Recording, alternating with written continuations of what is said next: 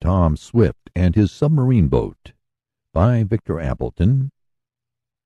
Chapter 22. At the Wreck.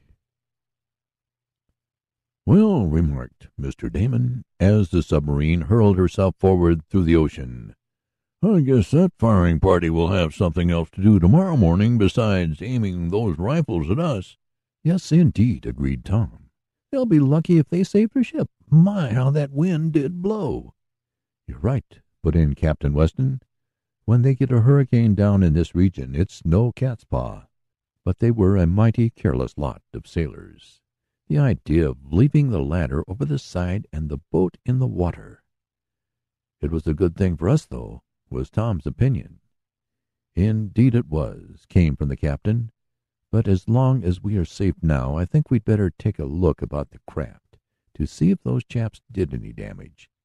They can't have done much, though, or she wouldn't be running so smoothly." "Suppose you go take a look, Tom, and ask your father and Mr. Sharp what they think. I'll steer for a while, until we get well away from the island." The young inventor found his father in the balloonist busy in the engine room. Mr. Swift had already begun an inspection of the machinery, and so far found that it had not been injured. A further inspection showed that no damage had been done by the foreign guard that had been in temporary possession of the Advance, though the sailors had made free in the cabins, and had broken into the food lockers, helping themselves plentifully. But there was still enough for the gold seekers. "You'd never know there was a storm raging up above," observed Tom as he rejoined Captain Weston in the lower pilot house, where he was managing the craft. "It's as still and peaceful here as one could wish. Yes, the extreme depths are seldom disturbed by a surface storm, but we are over a mile deep now. I sent her down a little while you were gone, as I think she rides a little more steadily." All that night they speeded forward, and the next day, rising to the surface to take an observation, they found no traces of the storm, which had blown itself out. They were several hundred miles away from the hostile warship, and there was not a vessel in sight on the broad expanse of blue ocean. The air tanks were refilled, and after sailing along on the surface for an hour or two, the submarine was again sent below as Captain Weston sighted through his telescope the smoke of a distant steamer. "As long as it isn't the Wonder, we're all right," said Tom. "Still, we don't want to answer a lot of questions about ourselves and our object." "No, I fancy the Wonder will give up the search," remarked the captain, as the Advance was sinking to the depths. "We must be getting pretty near to the end of our search ourselves," ventured the young inventor. "We are within 500 miles of the intersection of the 45th parallel and the 27th meridian east from Washington," said the captain. "That's as near as I could locate the wreck. Once we reach that point we will have to search about under water, for I don't fancy the other divers left any buoys to mark the spot." It was 2 days later, after uneventful sailing, partly on the surface and partly submerged, that Captain Weston, taking a noon observation, announced, "Well, we're here." "Do you mean at the wreck?" asked Mr. Swift eagerly.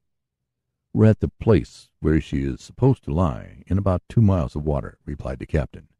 "We are quite a distance off the coast of Uruguay, about opposite the harbor of Rio de la Plata. From now on we shall have to nose about under water and trust to luck." With her air tanks filled to their capacity, and Tom having seen that the oxygen machine and other apparatus was in perfect working order, the submarine was sent below on her search. Though they were in the neighborhood of the wreck, the adventurers might still have to do considerable searching before locating it. Lower and lower they sank into the depths of the sea, down and down, until they were deeper than they had ever gone before. The pressure was tremendous, but the steel sides of the Advance withstood it. Then began a search that lasted nearly a week. Back and forth they cruised, around in great circles, with the powerful searchlight focused to disclose the sunken treasure ship. Once Tom, who was observing the path of the light in the depths from the conning tower, thought he had seen the remains of the Boldero, for a misty shape loomed up in front of the submarine, and he signaled for a quick stop. It was a wreck, but it had been on the ocean bed for a score of years, and only a few timbers remained of what had been a great ship. Much disappointed, Tom rang for full speed ahead again, and the current was sent into the great electric plates that pulled and pushed the submarine forward. For 2 days more nothing happened. They searched around under the green waters, on the alert for the first sign, but they saw nothing. Great fish swam about them, sometimes racing with the Advance. The adventurers beheld great ocean caverns and skirted immense rocks, where dwelt monsters of the deep. Once a great octopus tried to do battle with the submarine and crush it in its snaky arms, but Tom saw the great white body with saucer-shaped eyes in the path of light, and rammed him with a steel point. The creature died after a struggle. They were beginning to despair when a full week had passed, and they were seemingly as far from the wreck as ever. They went to the surface to enable Captain Weston to take another observation. It only confirmed the other, and showed that they were in the right vicinity, but it was like looking for a needle in a haystack almost, and the sunken ship in that depth of water. "Well, we'll try again," said Mr. Swift, as they sank once more beneath the surface. It was toward evening, on the second day after this, that Tom, who was on duty in the conning tower, saw a black shape looming up in front of the submarine, the searchlight revealing it to him far enough away so that he could steer to avoid it. He thought at first that it was a great rock, for they were moving along near the bottom, but the peculiar shape of it soon convinced him that this could not be. It came more plainly into view as the submarine approached it more slowly. Then suddenly, out of the depth in the illumination from the searchlight, the young inventor saw the steel sides of a steamer. His heart gave a great thump, but he would not call out yet, fearing that it might be some other vessel than the one containing the treasure. He steered the Advance so as to circle it.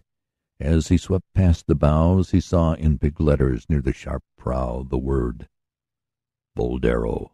"The wreck! The wreck!" he cried, his voice ringing through the craft from end to end. "We've found the wreck at last." "Are you sure?" cried his father, hurrying to his son, Captain Weston following. "Positive," answered the lad. The submarine was slowing up now, and Tom sent her around on the other side. They had a good view of the sunken ship. It seemed to be intact, no gaping holes in her sides, for only her plates had started, allowing her to sink gradually. "At last," murmured Mr. Swift. "Can it be possible we are about to get the treasure?" "That's the Boldero, all right," affirmed Captain Weston. "I recognize her, even if the name wasn't on her bow. Go right down to the bottom, Tom, and we'll get out the diving suits and make an examination." The submarine settled to the ocean bed. Tom glanced at the depth gauge. It showed over 2.5 miles. Would they be able to venture out into water of such enormous pressure in the comparatively frail diving suits and wrest the gold from the wreck? It was a serious question. The Advance came to a stop. In front of her loomed the great bulk of the Boldero, vague and shadowy in the flickering gleam of the searchlight. As the gold seekers looked at her through the bull's eyes of the conning tower, several great forms emerged from beneath the wreck's bows. "Deep-water sharks!" exclaimed Captain Weston. "And monsters, too. But they can't bother us. Now to get out the gold." End of chapter.